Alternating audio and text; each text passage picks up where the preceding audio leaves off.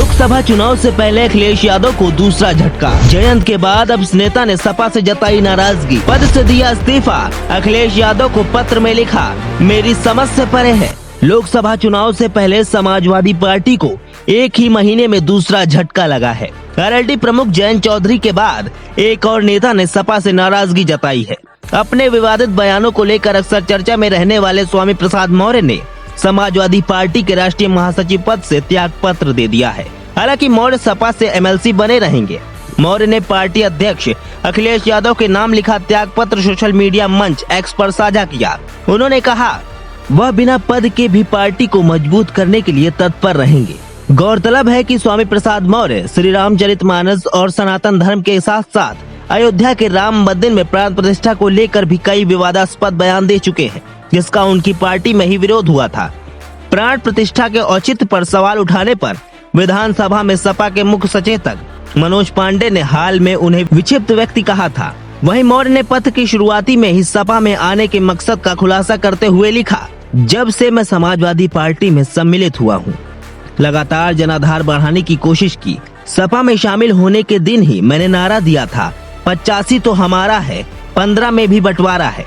हमारे महापुरुषों ने भी इसी तरह की लाइन खींची थी, किंतु पार्टी द्वारा लगातार इस नारे को निष्प्रभावी करने एवं वर्ष 2022 के विधानसभा चुनाव में सैकड़ों प्रत्याशियों का पर्चा और सिंबल दाखिल होने के बाद अचानक प्रत्याशियों के बदलने के बावजूद भी पार्टी का जनाधार बढ़ाने में सफल रहे।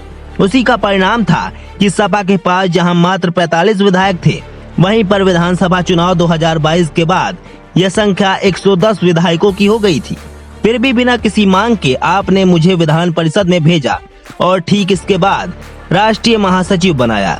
इस सम्मान के लिए आपको बहुत बहुत धन्यवाद। मौर्य ने पत्र में आगे लिखा, पार्टी का जनाधार बढ़ाने का क्रम मैंने अपने तौर तरीके से जारी रखा। इसी क्रम में मैंने आदिवासियों, दलितों व पिछड़ों को जगाकर और सावधान कर वापस लाने की कोशिश की, तो पार्टी के ही कुछ बड़े नेता मौर्य जी का निजी बयान है कहकर इस धार को कुंठित करने की कोशिश की। मैंने अन्यथा नहीं लिया।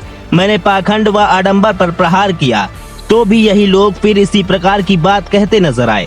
इसी अभियान के दौरान मुझे गोली मारने, हत्या कर देने, तलवार से सिर कलम करने, जीभ काटने, नाक कान काटने, हाथ काटने की सुपारी भी दी गई। अनेकों बार जानलेवा हमले भी हुए। अपनी सुरक्षा की बिना चिंता किए हुए मैं अपने अभियान में निरंतर चलता रहा। लेकिन हैरानी तो तब हुई जब पार्टी के वरिष्ठतम नेता चुप रहने के बजाय मौर्य जी का निजी बयान कहकर कार्यकर्ताओं के हौसले को तोड़ने की कोशिश की। मैं नहीं समझ पाया एक राष्ट्रीय महासचिव मैं हूँ। मैं नहीं समझ पाया एक राष्ट्रीय महासचिव मैं हूँ जिसका कोई भी बयान निजी बयान हो जाता है, और पार्टी के कुछ राष्ट्रीय महासचिव व नेता ऐसे भी हैं जिनका हर बयान पार्टी का हो जाता है।